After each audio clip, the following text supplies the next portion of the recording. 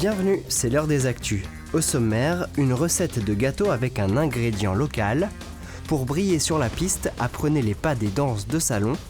Mais tout de suite, les élections approchent avec des nouveautés, mode d'emploi dans ce journal.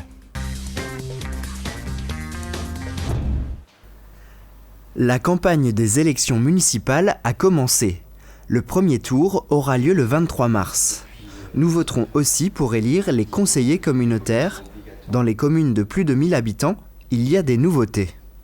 Alors à partir de 1000 habitants, on est sur un système de listes bloquées.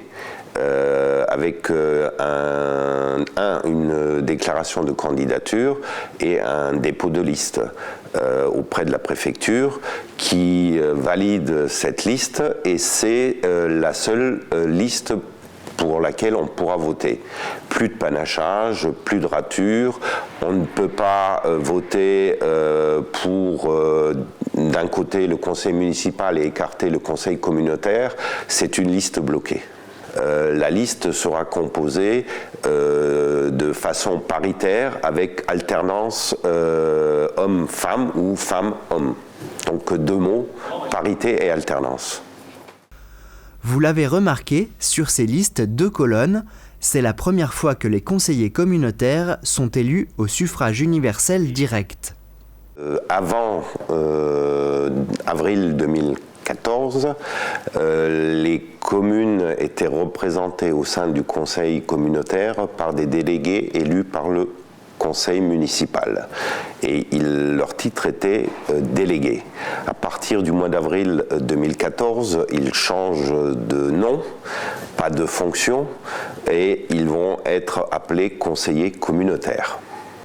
Attention, dans toutes les communes, il faudra vous présenter avec une pièce d'identité et la carte d'électeur. Les cartes vitales avec photo, permis de chasse, carte de combattant ou d'invalidité, passeport ou carte d'identité même périmée seront acceptés.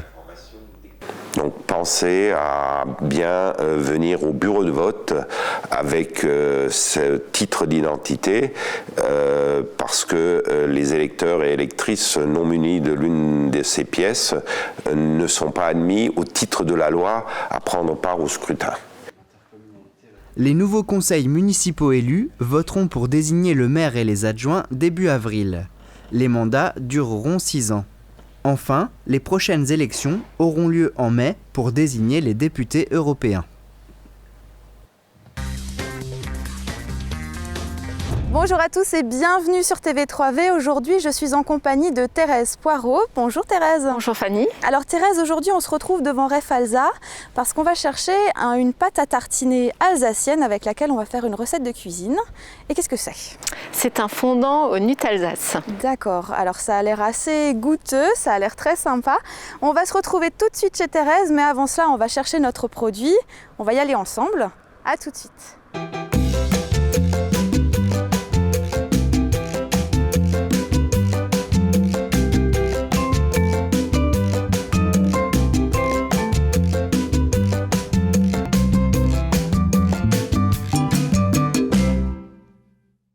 Alors on se retrouve maintenant chez Thérèse. Merci de nous accueillir chez vous déjà. Avec plaisir. Et donc on va faire cette fameuse recette de fondant au Nut-Alsace. C'est ça. Alors de quoi avons-nous besoin ? Alors tout d'abord de Nut-Alsace, bien sûr, de chocolat, un peu de poudre d'amande, du sucre, un tout petit peu de farine et vers la fin de noisettes. Et un peu de beurre aussi, je vois. Et un petit peu de beurre, oui, pour délier le chocolat avec le Nut-Alsace. Alors on va peut-être déjà faire fondre au bain-marie le chocolat et le Nut-Alsace. Après ça, on va rajouter le beurre. D'accord. Qu'on va bien mélanger. Et hors du feu, on va rajouter des œufs. Ça, j'avais oublié tout à l'heure. Pas de souci. Des œufs, de la farine, le sucre et la poudre d'amande. Et la poudre d'amande. Voilà. En même temps, on peut clarifier les œufs et puis monter les blancs en neige. Oui, d'accord.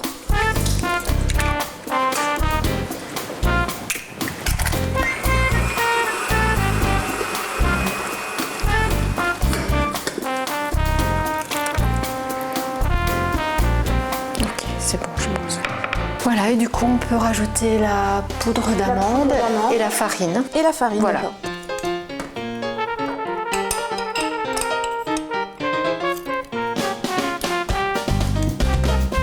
Donc là, c'est du beurre mou, c'est ça? C'est juste du beurre mou avec du sucre glace. Hein. D'accord.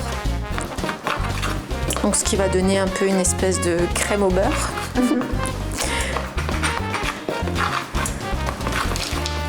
Et donc là, on peut rajouter les blancs d'œufs.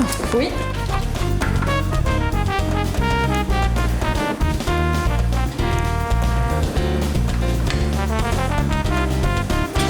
Donc qu'est-ce que c'est ça? C'est de la vanille. D'accord. De l'extrait de vanille. Il faut juste Donc là, rajouter une petite je pense qu'il cuillère. ne faut pas en mettre de trop. Hein. Juste une cuillère. Hein. Enfin, un petit peu plus. Voilà. Comme dit, ça, c'est le genre de choses, si on oublie, C'est pas grave. Franchement, c'est pas grave. Voilà, donc on met tout dedans? Voilà. Et D'accord. on enfourne. Ok. Et on enfourne à 160, une quarantaine de minutes à peu près. Hein. bien au milieu. Oui. Prochaine étape, donc le gâteau est sorti, on l'a coupé en deux. Et vous l'avez tartiné avec la fameuse crème. Donc qu'est-ce que c'était déjà comme crème? Elle était à base de quoi? Alors, du sucre glace, un peu de beurre fondu, des noisettes et puis beaucoup de Nutalsace. De Nutalsace. Donc maintenant, on va se retourner vers le fameux Nutalsace. Et donc on va détendre un petit peu de Nutalsace pour pouvoir mieux le travailler, hein, pour pouvoir mieux le mettre. Donc de nouveau au bain-marie comme tout à l'heure. Tout à fait. Bon, pas longtemps, hein, mais juste pour qu'il soit bien détendu, on va dire. Donc là, on délaye le contenu sur la totalité en fait, du gâteau. Hein.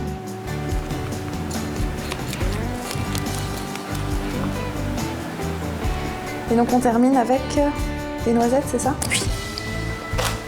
Bon, là aussi, hein, on peut mettre plein d'autres choses. Tout à fait. Moi, je reste un petit peu on va dire dans le goût, hein, pour pas trop dénaturer. Tout à fait. Après, on peut mettre des petites brisures de pistache, de pralin. Voilà. Très bien. Recette terminée, toute prête. À déguster. À déguster.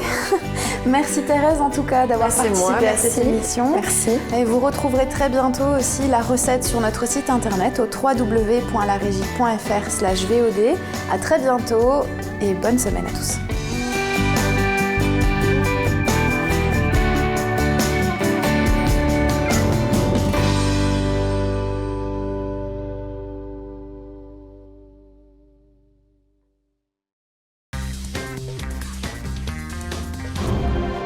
Danser la valse sans risque de se marcher sur les pieds, c'est possible grâce au conseil de Jackie.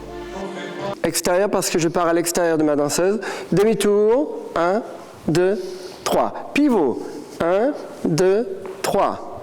Changement arrière, le whisk, 1, 2, 3. Chassé, 2 et 3 et on reprend au début. Ce soir-là, les débutants se retrouvent pour leur cours de danse au programme valse lente, rock'n'roll et cha-cha-cha. Il y a l'explication du pas, il y a le détail du pas déjà, et puis ils travaillent individuellement et après en couple. Depuis 30 ans, ce spécialiste des danses de salon enseigne son art, d'abord au sein de l'association Top Dance à Schweikhouse, puis à Griesbach depuis 2 ans et à Philipsbourg. Voilà, à partir de 8 ans, on peut venir danser.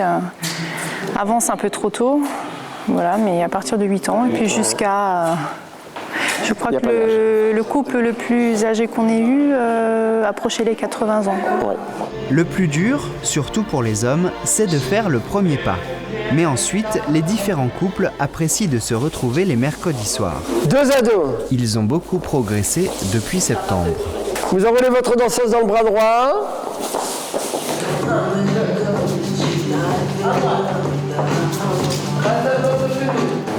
Pour moi, la danse, c'est cyclique.